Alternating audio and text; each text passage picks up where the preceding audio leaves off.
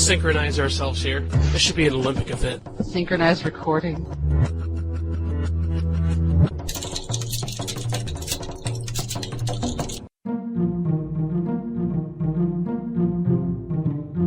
This is Soren Johnson, designer of Civilization 3 and 4, and like me, you're listening to PolyCast, the official podcast of a Politan Civilization site. Welcome to episode 25 of PolyCast, the official podcast of a Politan Civilization site. In case anyone was wondering, it's just Solver and I doing a quick introduction here. I managed to convince him to come back very briefly to do this introduction. You managed to do 2 episodes in one, and we didn't even realize it. Yeah, that's a problem. Well, see, I thought about putting everything into episode 24, but... Well, it's probably better this way. People can always not listen to one of those, or both of those. You just can't get enough. Mackie isn't even here to tell me not to sing. I hear Mackie's out on a double date. Wow. Ming and Ra? Imran's probably reading Harry Potter. Weather let me know that the cast itches. So, no, wait, we weren't supposed to talk about that. And I figured for sure as soon as we started recording this, you would get your phone call. I don't know, what's their problem? You're supposed to call, interrupt the recording. The phone always rings.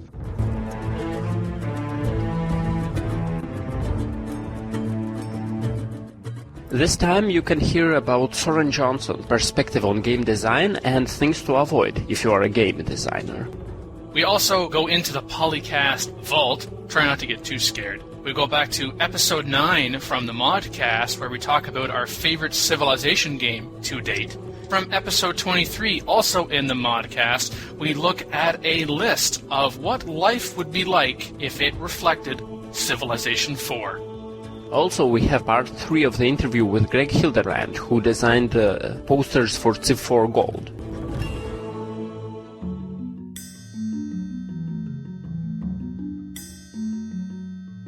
Alright, news time!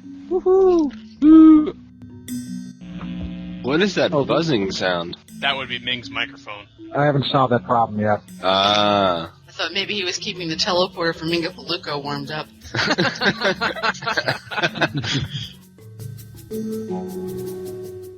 Soren's 8 things not to do in game design. I really like this list. Don't make Civ 3. Oh. Was that not on there? Parts 1 and 2. We did talk about part 1 in a previous episode, but we cut it for time mostly. I actually have snippets of points summarized by Garrett Sidzaka. Hardcore game conventions. Oh, yeah. If you think that you're following a convention and that's detracting from the fun of the game to follow the rules, you shouldn't follow those rules. You shouldn't be mainstream if you think that in any way detracts the fun. I think it's true. I think making it too hard, like a restrictive save system or something like that, would just frustrate people who want to actually enjoy the atmosphere. I think he raises a good point there that you just have to offer flexibility because everybody has a different gaming experience. Some of us want it as hard as possible. Some people like it really easy so they can just sit there and romp and stomp for the entire time. And it really depends on what the gamer's looking for. That point probably isn't mostly about FPS games, because FPS designers typically make pretty good variety of difficulty levels. You don't really see any FPS game with less than 3 difficulties, and you get upwards to 6 sometimes. The other genres, developers sometimes omit difficulty levels altogether, or they add things that completely do not fit in. Like, they make an FPS game and suddenly in the middle of it, it turns into a jump platform game, some variation of Mario in 3D. Yeah, I think there's just some kinds of challenges that just don't work. They don't really offer a real challenge. It's just more monkey work. So I think when you're making a hard game and trying to offer challenge, you have to be a little bit more creative than just say you have 3 lives and we're going to make it damn impossible to learn how to play this game on the later levels because you only have 1 life left. I think most games have gotten rid of that. Yeah, or you just have 5 minutes. Yeah, timer limits aren't very fun either. The Tomb Raider games come to mind. They were pretty beautifully made, but, well, this largely has to do with ancient technology that they used. But all puzzles generally required you to do some things that do not make sense. You take some Egyptian symbol, you put it on a wall, you combine it with something absolutely else, you shoot it, and then the puzzle is solved. It's only in the last 2 or 3 years maybe that games started creating puzzles that actually make sense, using real-world physics, using approaches that you could use in real life instead of something that is totally cuckoo. It does kind of help when it does make sense. Yeah, there was at some point, I think it was around Tomb Raider 3 or so, and they just upped the difficulty level on where they would hide things. You almost had to have a guide to play the game to know where to jump. Oh, yeah. Which is ridiculous. Oh, please, you'd only play Tomb Raider to watch Laura jump. Yeah, that's what Maka does all the time. I'm sure. I think a form of challenge that's easy to get behind because it suits casual gamers and hardcore gamers equally is to have a game with a lot of optional content. Some people frown on this because they feel like it makes a short or easy game sometimes, but if there's a game where half of the game can be discovered if you're hardcore enough to explore it, I think it's a great way to offer that extended experience to people who want it. Designers don't often have enough guts to do that, because if they hide half the content, they will have to face a lot of people who say, oh, the game was short, I beat it in 4 hours, where the hell was everything, what did I pay for? Yeah, that's a fair point. Something to keep in mind, at any rate, for game designers.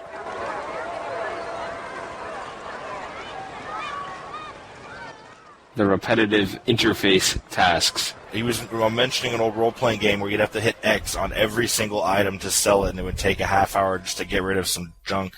I believe some people were making fun of that statement in the forums, saying, Shift-Enter, 3,800 BC, Shift-Enter, 3,700 BC. If you get it, Shift-Enter, 3,600 BC. So he got a little bit of flack there. To be quite honest, sometimes a great game is ruined by a poor interface, where you can enjoy a game doing something that is incredibly annoying. To enjoy that game tends to devalue the experience.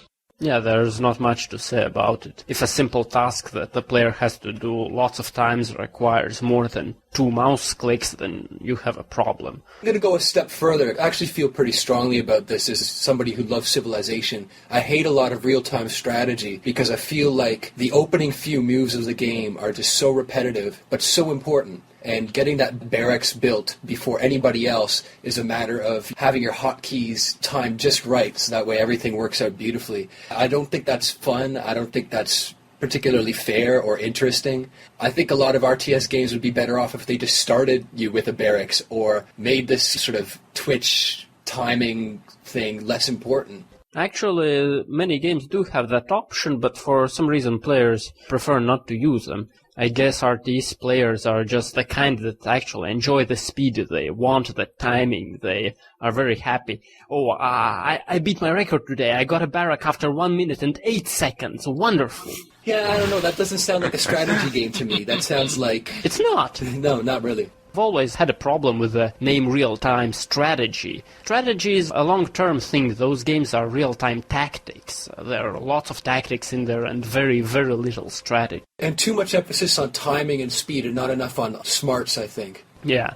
Would a exception to that rule, in the sense that an RTS title actually resembling strategy, would be in the form of Rise of Nations? Yes, but only if you play it in single player. In single player, it's wonderful. You can pause, you can give orders, execute flanking maneuvers. As soon as you go online, well, of course, there is no pause feature of online. But you'll notice that your opponents will not do those things. They will play it just like every other RTS. They will rush, they will create lots of units, and all that thinking, it remains in the design document. Yes. Good point.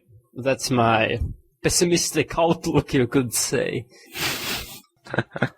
I just really hate build orders. I think build orders are pretty stupid. They kind of annoy me. When you find that one optimal build order and just do it every single time, that to me, that's a repetitive interface that needs to be done away with. Yeah, and an idea I have that could possibly fix that, I know someone will steal it, is to start the game with random building costs. For example, when you start the game, you don't know how much a barracks will cost and how much something else will cost. Those costs would be not only randomly determined as to how much they cost, but also what they cost. It could be wood, it could be stone. Well, Most games have 4 or 5 basic resources. And that would really shake the game up, because every player would be forced to adapt. See, to me that sounds like fun. I think there's a lot of people who wouldn't like that, though, but hopefully there's an audience for something like that, Solver.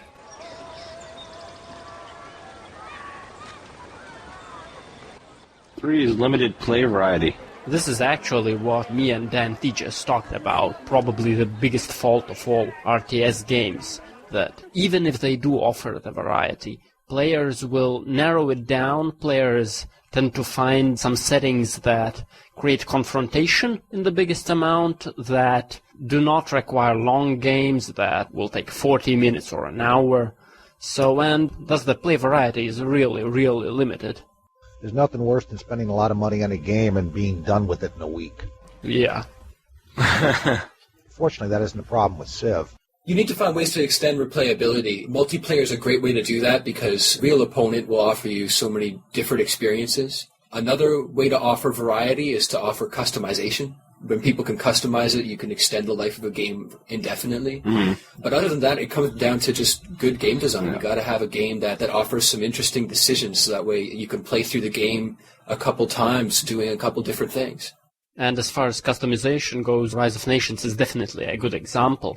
When you start a new game, you have an absolutely amazing number of options. Compare that to the example that Soren uses, Company of Heroes. You mentioned being an excellent tactical real-time strategy, but that there was no way to have more replay value with different setups. It was just very limited after you were done playing it. Whereas Rise of Nations, well, I think it offered more than a dozen different options to change. Well, that's one of the nice things about mods, too. I mean, you can take a game and play an entirely different game. That's a nice idea. Works well with Civ. Some of the mods are pretty good. Yeah, and I think how well a game is perceived in the beginning will determine whether or not anyone will want to take the time and energy to create a mod and in turn extend its replayability. So if there's nothing in the base game to get people going, it's kind of like the base game needs to inspire those to actually do something with it, because I think if a game is really bad from the beginning, people could say, well, yeah, I could mod it, but is there really an audience for this game to begin with who would even pay attention, even if I created the most brilliant mod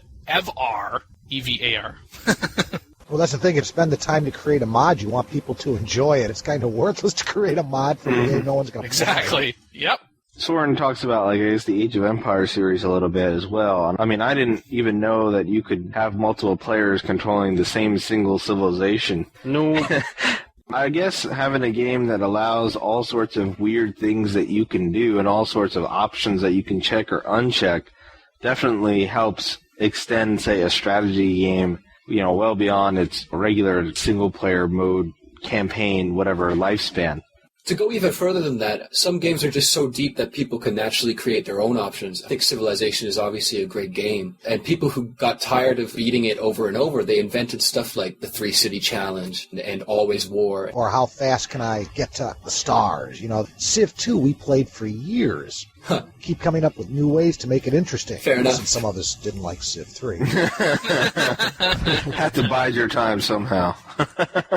When you make a game that deep with multiple victory conditions and so on, there's just so many different things you can do to just artificially create a mod. Even without a modding tool, you just say, I'm going to try to play it without ever building a spearman. I think you've raised a very valuable point there. Many of us have no interest in creating our own mods, but with Civ, there's so many different options, different types of maps you can play. You create your own little scenarios, and you never seem to run out of them. During Civ 4 development, Firaxis actually looked at what challenges players invented for themselves in Civ 2 and Civ 3. That's why Civ 4 has an actual in-game option for One City Challenge, for Always War, because those are player variations from previous games. I kind of like the fact that Firaxis picked up the One City Challenge and incorporated it into the game, so we didn't have to just do it on our own.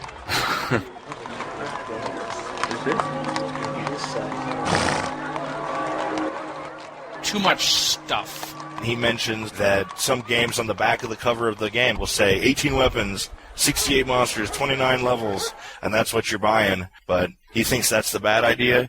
He says that it should be enough stuff in there to fill your head, and he says that the magic number of amount of decisions or ideas to juggle at any one time for a gamer is around 12, and that's his number. I think too much stuff varies dramatically by, again, the gamer himself. Some people really love to have a lot of stuff, whereas others, they're just trying to play it as simply as possible and enjoy the game. So it's a tough balance for somebody to figure out. Yeah, I mean, if you have a ton of units or something like that in the game, some people might be like, whoa, wait a second, that's too much. What is the difference between this and that? And someone else might be like, no, that's great. Can you use this one on these type of raids and this one on these type of I raids? think the problem with a lot of adding that many units, though, is it's hard to balance. You can't possibly make a game that with 200-300 units that are all have a solid purpose without any exploits. So I think keeping that number down, it lets you make a game in less than 10 years.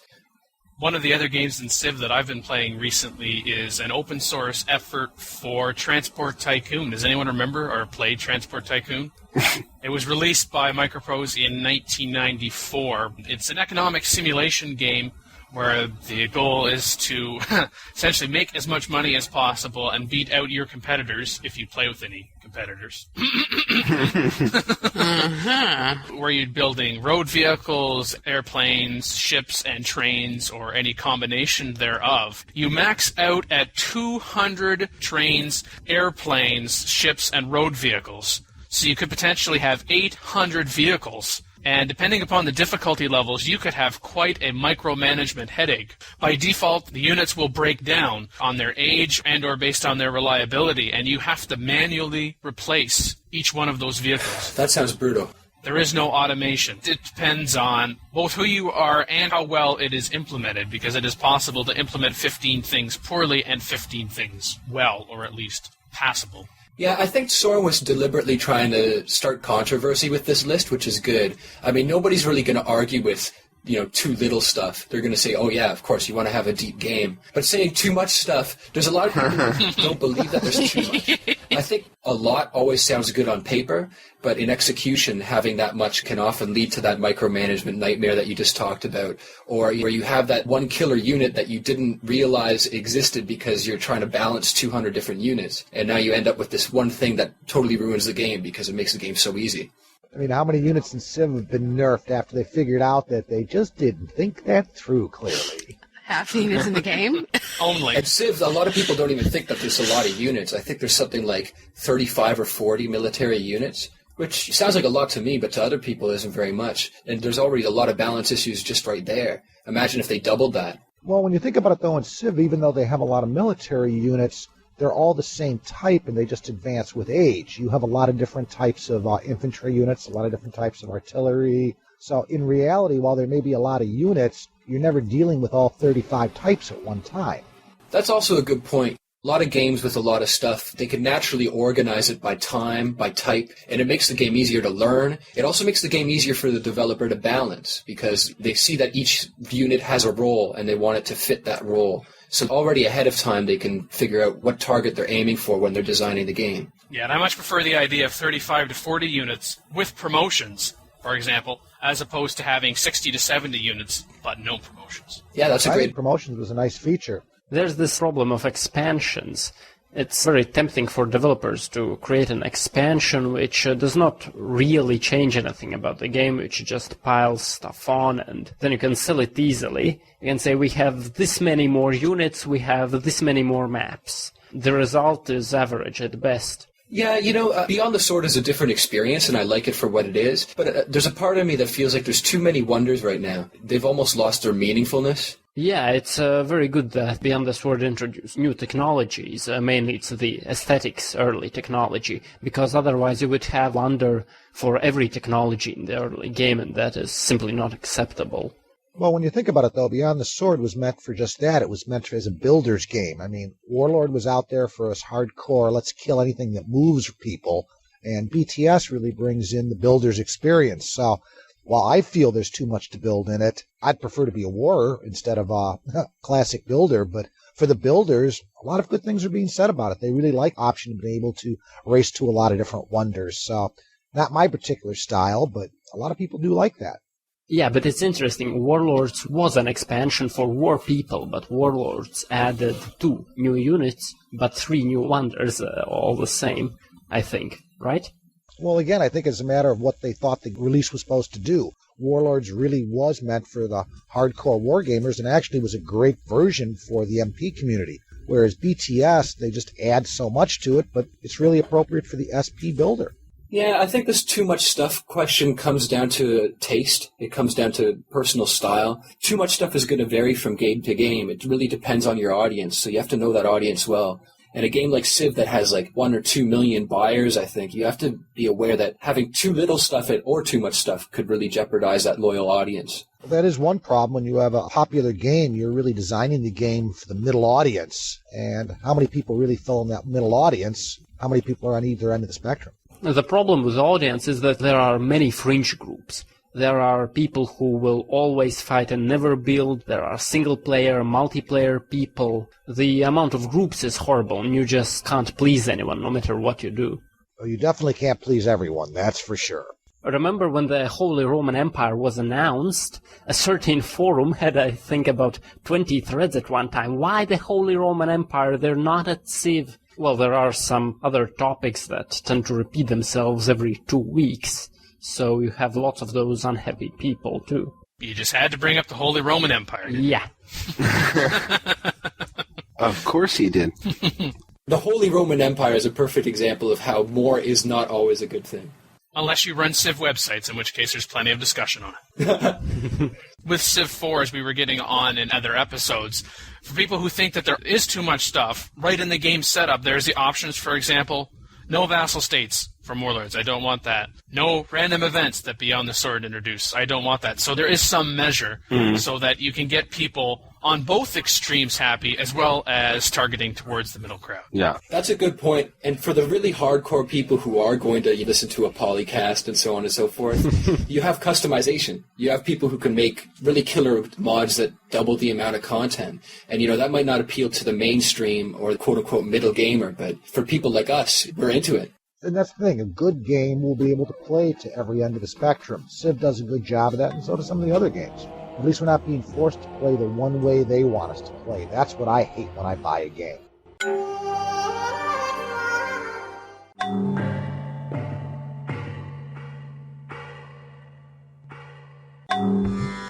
Scary thing, he just put the first 4 on there, and then he has the list of what is the next 4 that are coming of the worst things in game design.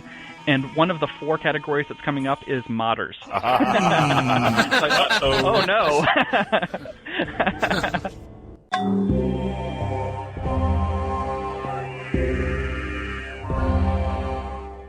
Protecting codes and data.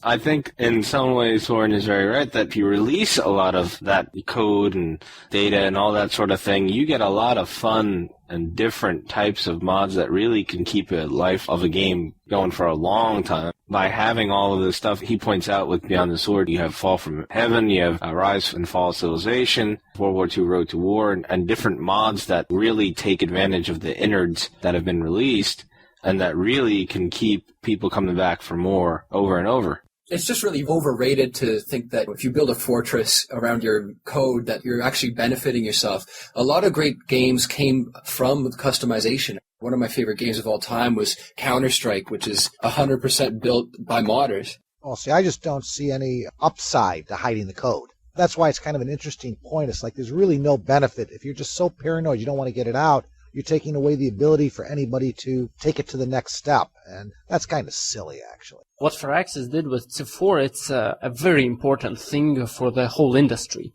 Because in the strategy genre, you don't really have any companies who release source code for their games. In shooters, it first began with ID, who released source for their Doom and Doom 2. Sometime after release, I think a couple of years, but still. And then there was Half-Life in 1998, in which the source was released. But for strategy games, you didn't have any big strategy games with an open source. And I certainly want to hope that Firaxis will show an example that Blizzard and the other big companies will understand that this is the way to go, that they really should release source code. One of the reasons when he calls out strategy games, and I think one of the problems, there's so many, in real time at any rate, there were so many clones and whatnot. I guess companies were just scared of someone finding out something that they had done really good and taking it and using it in their game. on some respects, maybe a Blizzard or someone like that, although he does talk up Blizzard for having a good editor, might say, well, Civ doesn't really have as much competition in the turn-based fields as maybe they would have with StarCraft 3, which would have maybe 10 clones coming out of it within like a couple of years. I mean, that's the only reason I can think of where people might want to try to hide their code. I don't know if it really helps, but... Well, not really. Well, once you see the idea, you can still do it in another game. And it's not like you can just take the code from one game and put it into another directly. If you're really good, you don't have to worry about copycats in the end. Yeah, people could copy an idea just by looking at it. Exactly. I think the only exception to that maybe is the AI, but if we had Civ 4 without such an open concept on the AI, we would never have Blake do the fantastic work that he's done. So that's a perfect example. I mean, the minute a game is released, people are going to be figuring out ways to copy it anyway, so what difference does it make? Let's get serious. In the digital world, nothing can stay hidden for that long, so the best way around that is to heighten the experience and give it away for free. As he says, giving away stuff can feel good. It also feels smart. It just isn't feel smart, it is smart. And Blake is a classic example of that. It actually ties into the next thing he talks about, too, the anti-piracy paranoia. Now, of course, I'm banning both of them, hidden code and data and the anti-piracy, but it's trusting your fan base. For Axis to decide they want to trust their fan base, and look at what has occurred as a result. It is a great change of direction, because with Civ 3, Mike Breitkreutz said that he doesn't believe in scripting languages because they only give people the power to create bugs. That sort of attitude that is not really productive. If you don't believe your fans can create something worthwhile, it benefits no one in the end.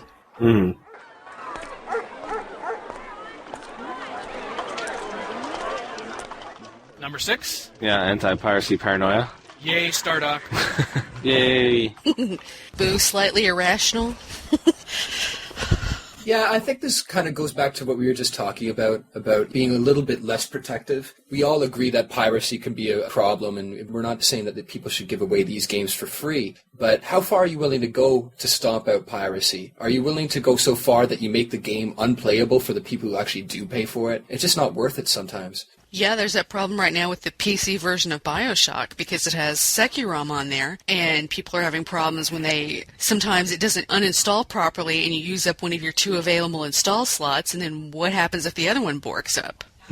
What happens 4 or 5 years in a row when the support company's not there to help you unstuck it? Yeah. In response to that, 2K Games decided to increase it to 5 times you can install it because there was such an outcry about it. I guess they do know that their fan base isn't really happy about it, but I guess they're not willing to really change all that much. Yeah, but still, okay, they boosted it to 5 installations.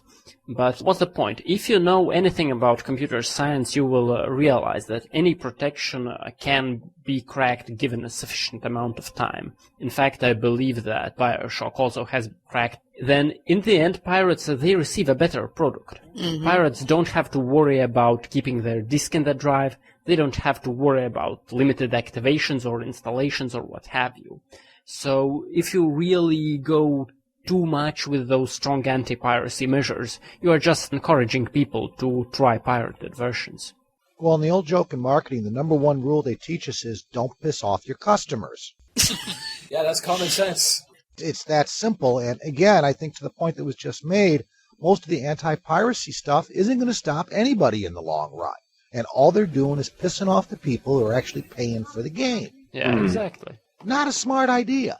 Like Soren points out, with LAN multiplayer games, really their unofficial policy for Civ 4 was if you spread around during LAN games, you can expose new people to Civ that may not have played it. Some guy shows like, hey, let's play Civ 4, and the other guy doesn't really know much about it, or at least the 4th game or something like that. Maybe they played 2 or something back in the day. It helps expose people to Civ, but I guess a lot of companies don't want you to pass around the disc for a LAN party or whatever.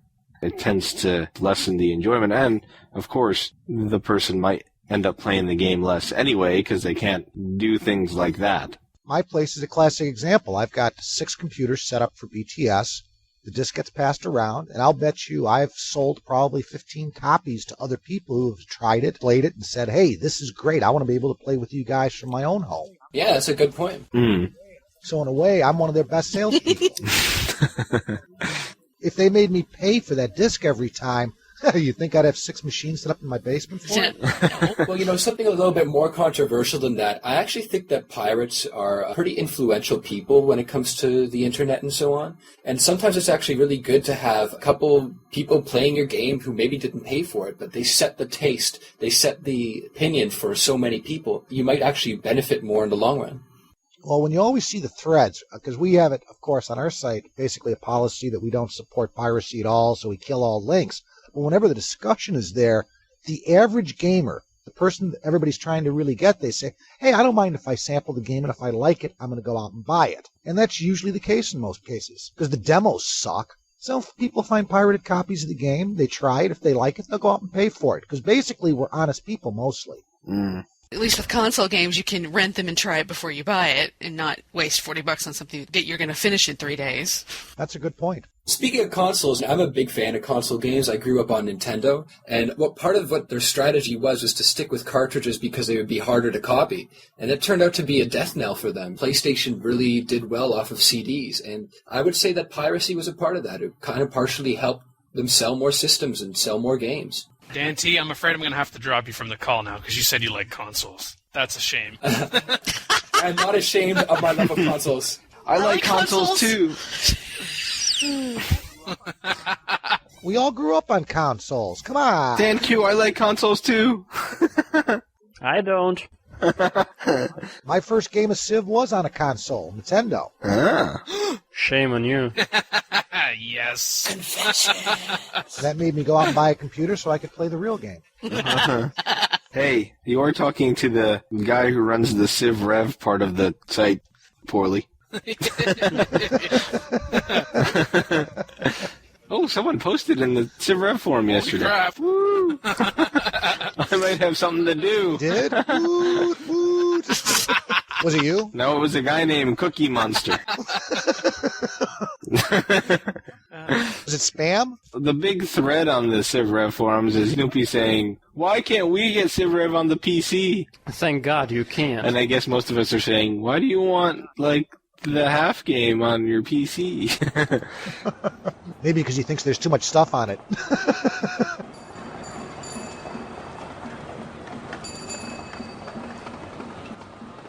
Let's go to black box mechanics. This is a point relating closely to number 5, because if you release your source code, you can't have black box mechanics. You often have people asking with Civ 4 questions like, how is your holy city determined, how exactly is combat resolved, and so on. And since you have the Civ 4 code, you can explain to them exactly every detail of every game aspect with as much depth as they can comprehend. Imagine how much it would suck to play Civ 4 without knowing half of the rules. In essence, Civ 3 corruption model, it was very complex. And we had debates on Apolyton for months, I think, about how does it really work. And it was not until Alex Mansaris figured it all out that corruption became actually understood. Yeah, I consider myself a pretty hardcore gamer. I like to play to be the best, but I find I feel my way through a game at first. I'm not really looking at those numbers. I'm trying to get a feel for what works and what doesn't without necessarily calculating. And only if I really love the game, then I actually care enough to learn percentages and formulas. You need to have them out there because it just makes your game more playable. It extends the life of the game for people who want to have that hardcore experience. And if it's a visual medium, you'd see me nodding.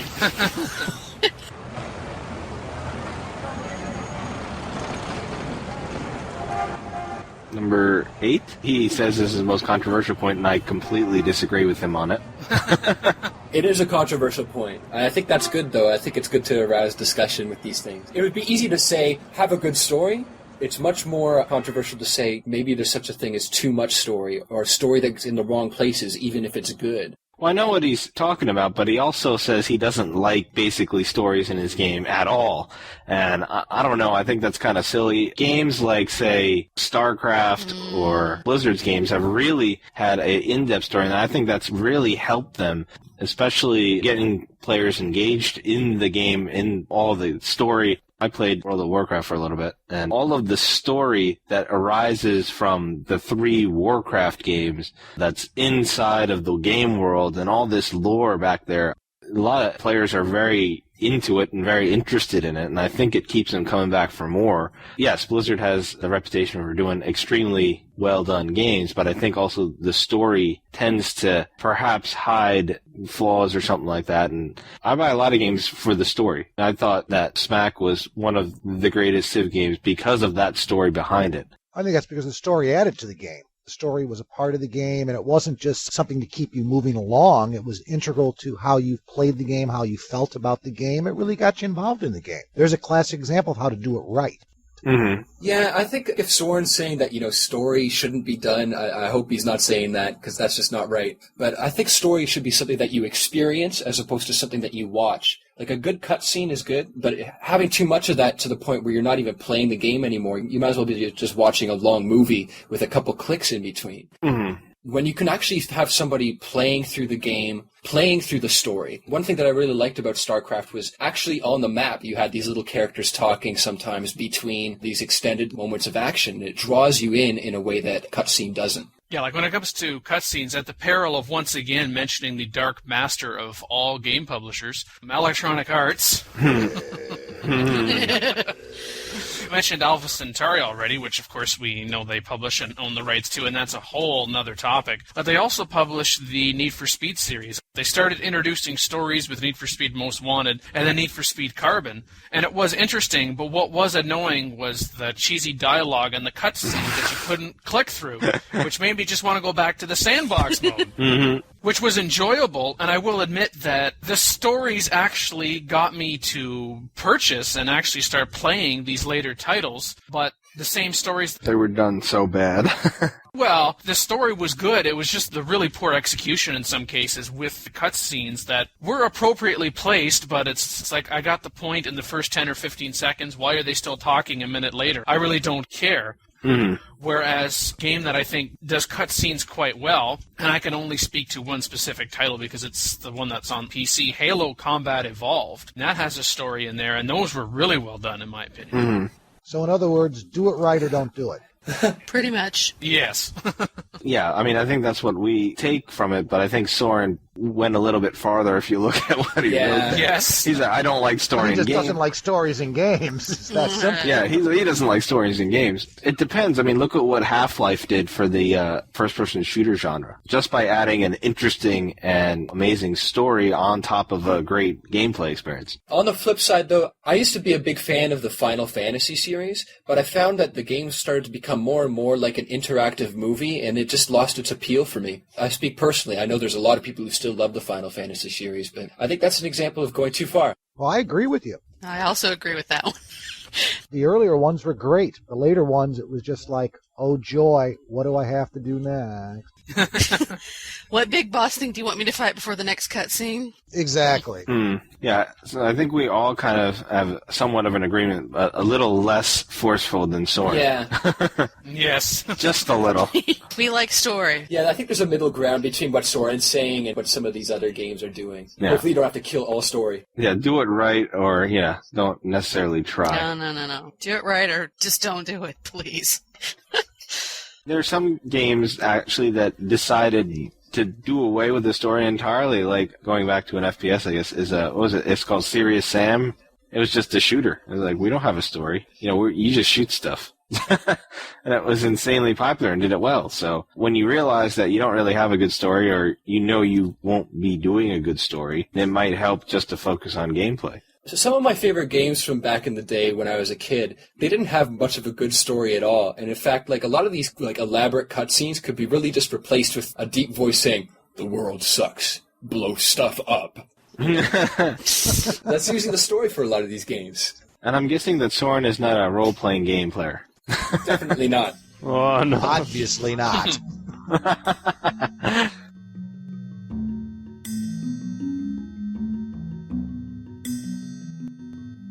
I'm still sad that we lost Soren to Maxis. I'm happy because I'm excited to play Spore now, but... I think Spore is going to be the game, though. You think it'll be the game, huh? Would you like to go do a Spore podcast now? I'll let you.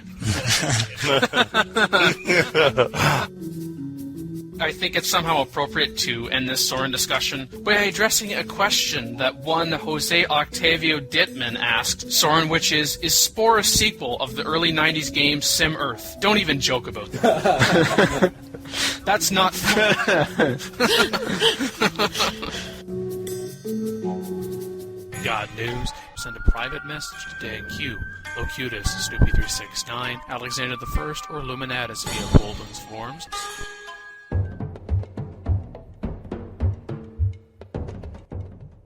You have entered the vault where segments cut from earlier episodes find relevance later.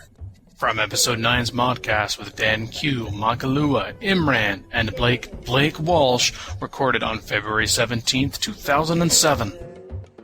Best Civ game. I prefer Civ City Rome.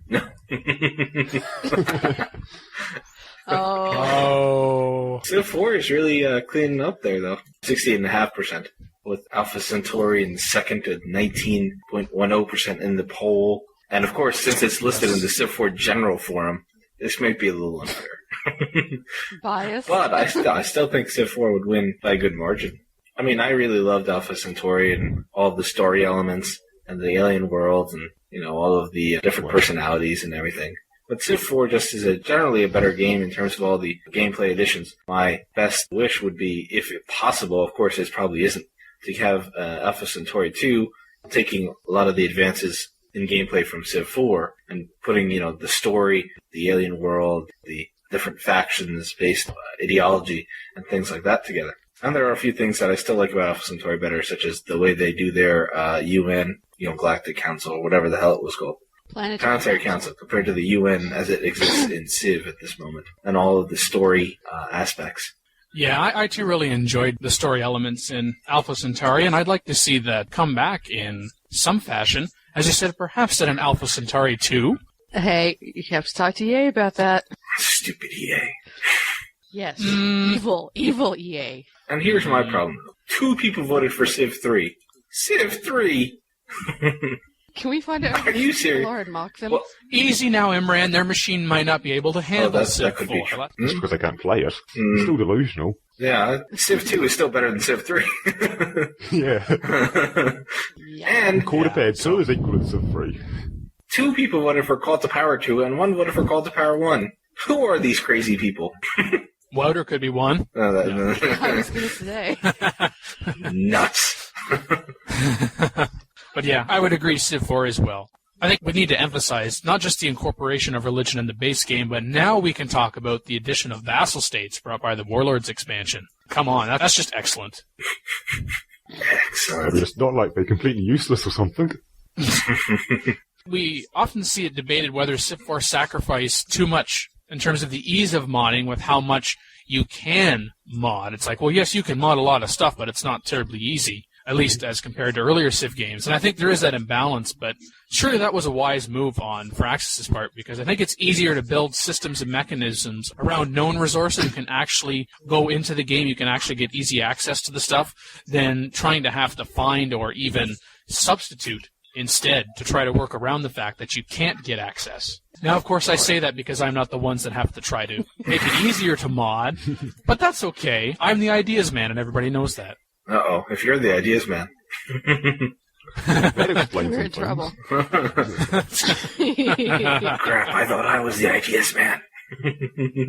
I like the fact that it is more difficult to mod now because it actually does affect the quality of the mods to the better. Because somebody has to really dig in and really be dedicated to what they're doing to put a mod together. They don't just throw together some weird idea and go, look!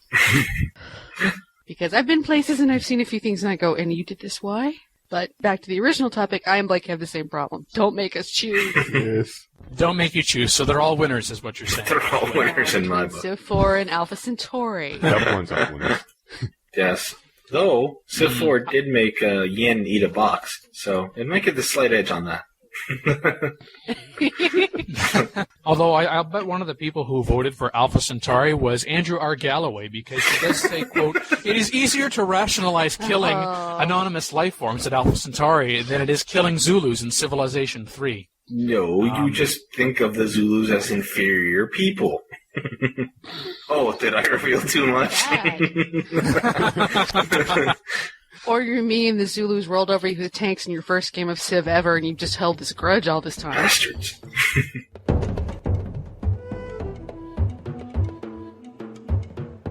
From episode 23's Modcast with DanQ, Walter Lacuta Schneiders, Mark Patella Turtle Anderson, Derek Cale Paxton, and Tony Garrett Zach Keel, recorded on August 18th, 2007.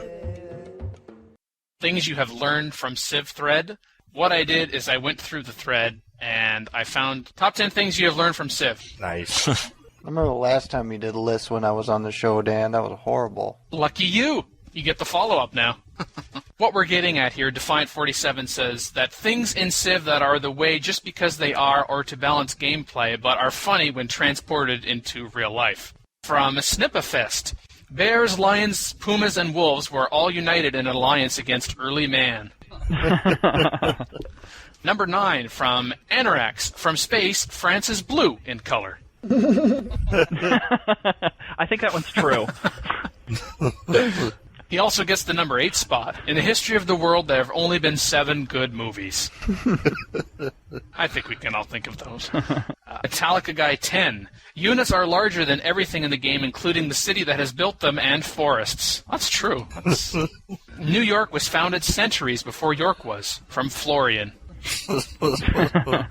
Number 5, I actually came up with one of my own. When warring nations sign a peace treaty, opposing armies typically move out of the other's territory instantly. Hundreds of miles in the blink of an eye. It's amazing. Defiant47. Number 4, it takes more time to raise a hamlet than to raise a city. There's a couple mods that have fixed that, turned that around, but it is odd when you think about it. Just like when you park on a driveway and drive on a parkway. Makes you think. From Florian, to this very day, a ship under a Spanish flag will move a little bit faster than an identical ship in the service of another country because Ferdinand Magellan was working for Spain when he circumnavigated the globe. This is true.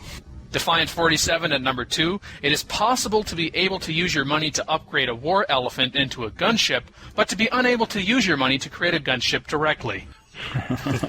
And number 1 on the top 10 things you have learned from Civ, from Snipafist, conquering armies are renowned for their tendency to build theaters in their wake. Nice.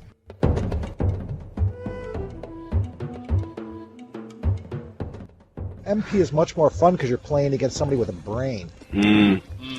I think you'll be hearing from Blake now, Ming.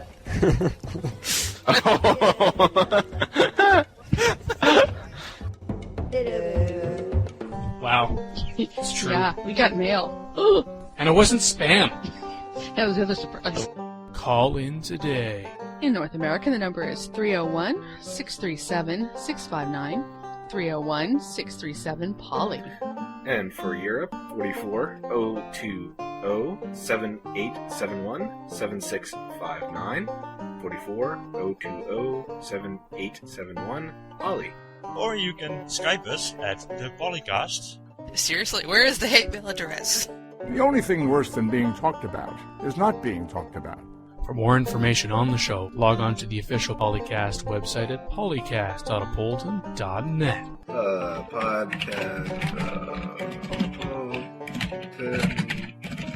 Type more quietly. Yeah, Man. seriously. That is nasty. That's what my freaking keyboard makes, damn it. The third and final part of our interview with Civilization 4 Gold Edition poster artist Greg Hildebrandt.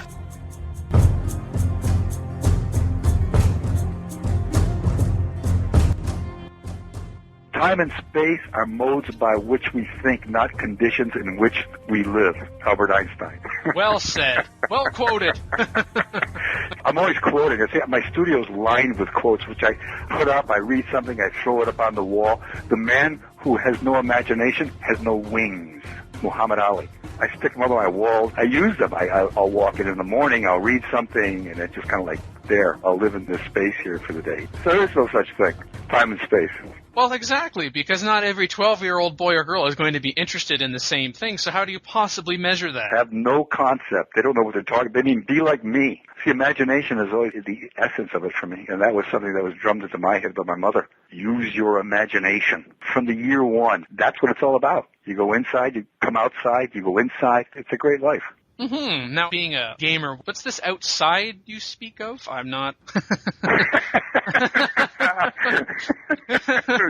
Exactly. Well, it's all related, right? I mean, gaming or painting, there's no two ways about it. I do what I do to escape. It's just so much more fun to inhabit yourself in worlds that you invent. You know? You know. Of course you know. Oh. Of course all the people that play your game know that. Comics are interesting because what realm do they fit in? Science fiction? Fantasy? Oh, yeah. They're two of the biggest paintings I've ever painted. They're 12 feet long. They're for a show on the history of superheroes in comics. This is a big thrill. I'm really enjoying it. Again, it's a huge challenge, so just the logistics of it are interesting. Yes, and I've heard it's going to be the largest Greg Hildebrandt painting ever. Yes, two of them, in fact. 24 feet long. Wow. It's fun. You know, there's something about painting huge that gives you more of a sense of involvement. There's a kind of like that feeling that you can walk inside of it. That's what I like to try to do, create with pictures, like doing the civilization painting. You put yourself in the scene. You get into it. You're inside of it. You're there. You're on the spot. You involve yourself in it. That's the thrill of it for me. And I felt that every inch of the way on that civilization painting. That's the fun of that kind of painting and art for me. Mm-hmm. And these two 12-foot paintings are going to be in color, are they? They're full color. Which company should I buy shares in that makes paint? Because... Yes. Believe me, if we ordered it by the gallons just about. If you're listening and you would like to sponsor the show. Yeah, there you go. There you go. Now, looking towards Civ again, the second Civ 4 expansion pack, Beyond the Sword, was released shortly after Civ 4 Gold Edition, and that's where we can find your poster, Greg, as part of retail copies of Civ 4 Gold Edition. No pirating out there. Beyond the Sword includes a mod that is fantasy-based called Fall from Heaven and sci-fi-based Final Frontier. I know you say you don't play computer games, but let's say that you do. This is a vain attempt, by the way, to determine whether your first preference is fantasy or sci-fi-based. Were you to play Beyond the Sword today, which scenario do you believe you'd be more inclined to try first, and why? Oh, jeez. Oh, you put me on the spot. First of all, distinctions like that, I guess, you know, whatever the distinctions sci-fi fantasy are, I mean, it's all under the big umbrella of fantasy to me, or separate reality, or other separate worlds. I don't make any distinction from a Betty Boop drawing and a Michelangelo drawing. They're all on the same page to me. I don't know if that makes any sense to you. Oh, no, sure. What you would like to do is you would like to try both at the same time. Yes, exactly. Well, maybe the creators of these two mods can get together and can do that for you. Hey, and maybe I can paint another picture for you. There you go. I don't know, Greg. I think you might be looking over my own shoulder and reading my notes, because that leads me to my next question. Oh, okay. Which is, do you have any upcoming work in the Civ series that you could inform us of, such as Civilization Revolution? It's the first title to be specifically developed for console platforms like the PlayStation 3 and the Xbox 360. No, I don't, but I sure would like to. And we would too. Hint, hint to people out there. There you go. I've done a lot of paintings, done a lot of them, and there are ones that stand out in my mind, things that you particularly enjoy. That was one of them, the civilization painting. It just takes me over completely, and I am inside of it, so that I'm completely unaware. That, for me, is the ultimate achievement, personally, just for my own personal artistic sensibilities, and that picture did it for me. So, lastly, is there anything that we have not talked about that you would like to mention or elaborate on something already said? Again, I just have to say finally that I really enjoyed that painting, enjoyed the process. It's all about the journey to me, and that journey was very enjoyable. And we can see that in the painting for what we've talked about in terms of the contrast, the light and dark, and the rich colors. We can see the passion that went behind that painting. It wasn't just something that you knocked out in about 60 seconds and didn't think anything of it again. It really captures so much. Good. I'm glad. I had a friend that plays the game, and he showed him the picture. He said, "You play the game?" I said, "No, I don't think about that." He said, "Well, it looks like you play the game." That was the ultimate compliment from my friend. You should ask your friend if he visits a Polton on a regular basis. No, you don't have to. You don't have to do that. I've been speaking with Greg Hildebrandt, fantasy and science fiction artist who drew an exclusive poster that is included in Civilization 4 Gold Edition. He and his brother Tim's work are represented exclusively by the Spiderweb Art Gallery in New Jersey. For more on Greg, visit the official Brothers Hildebrandt website at brothershildebrandt.com, and for more on Civ 4 Gold Edition, visit civilization.com. Greg, thank you for taking the time to speak with me. Well, thank you very much. Nice talking with you. I had fun. Peloton University. Oh, yeah. I mean, if people do want to learn how to play Civ better, there is a good way for comparative playing to have other people give you advice. And we would find that where? Jeez. Peloton.net Really? forums? Wow. How could I figure that out? I don't know. Peloton University. Sometimes I wonder.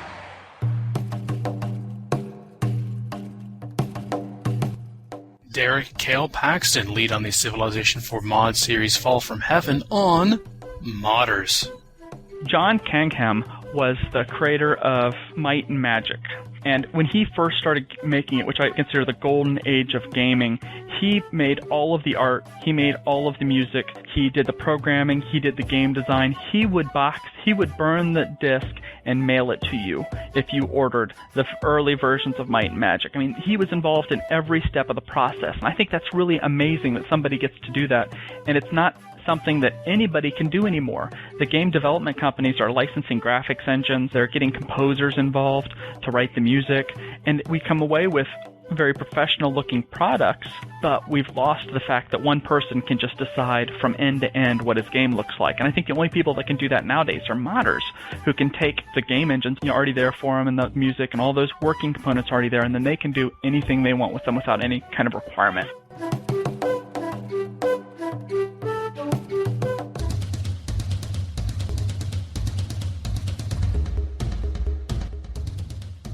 Canadian-themed moments from episode 23. Mark Anderson, the Talaturtle. That would be me. Known as Metalurtle in Canadian slang. Didn't you know? Sick country you operate, Dan. From episode 8. Dan's the computer in a box. I don't think he exists. He lives in Canada. I mean, really, who lives in Canada? Yeah, I agree. Not you, fortunately. He spends all day posting as random Canadians. Yeah, Canada doesn't really exist. Just Dan sitting in a room with 10 computers, and he's impersonating all the Canadians that exist on the internet. Only 10 computers, eh, Sabo? Yeah, anymore you'd be kind of pushing it. I think it's skilled, so he's got them all like... Yeah, he said he has skills. From episode 7 with DanQ, Makaluha, Imran, and Anthony Dolphin Christmas. I've been playing a lot of the Canada mod recently. Surprise! Is it a tundra map? It's all tundra and mountains. And a few forests. So are you being serious? Who are you asking? I would assume a map of Canada would look like that, but then I don't know about Canada. But there really is a Canada mod that he's playing. Who does it replace? Some nation that I can no longer play. Yes. Well, that was real specific. I was trying to cover the fact that I didn't pay close enough attention, okay? You happy now? Now, if you'll excuse me, I need to go get some maple syrup and sit in front of a television to watch a ice hockey game. And discuss the War of 1812. And get some coffee from Tim Hortons.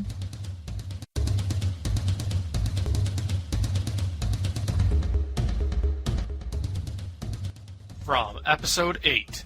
The shield, or not the hammer. It's hammer time. You can't touch this. Doom. It should always be shields. Collaborate and listen. Oh no, wait, that's Vanilla Ice. Dan just showed how white he really was.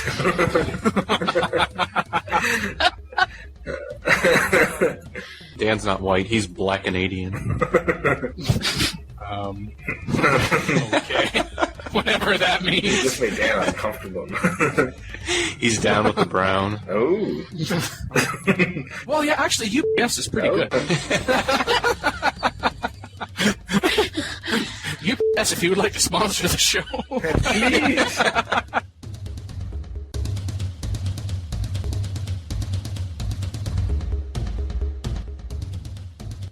From episode 20. with DanQ, Makaluha, Imran, and Ian Oz Hodges. It's a video about somebody trying to go after Ming, stalking him, and it said, "Ming, you are next," written on the wall in blood. It's about a serial killer. I guess I'm pretty jaded because I didn't fall for this for 1 second. Neither did I. I think Locutus and I have participated in seen too many April Fool's jokes to really... Exactly. Got Civ jump? How do you like my Civ junk? Moving on. Are you looking at my Civ junk? Moving on. Hell no. Bleep, bleep. Hell no. Bleep, bleep. Record date September 1st, 2007. Soundtrack courtesy Civilization 4 Warlords and Beyond the Sword. You Can't Just This by MC Hammer, clip copyright Capitol Records. Ice Ice Baby, clip by Vanilla Ice, copyright SBK Records. Copyright 2007, Appleton Civilization site at appleton.net.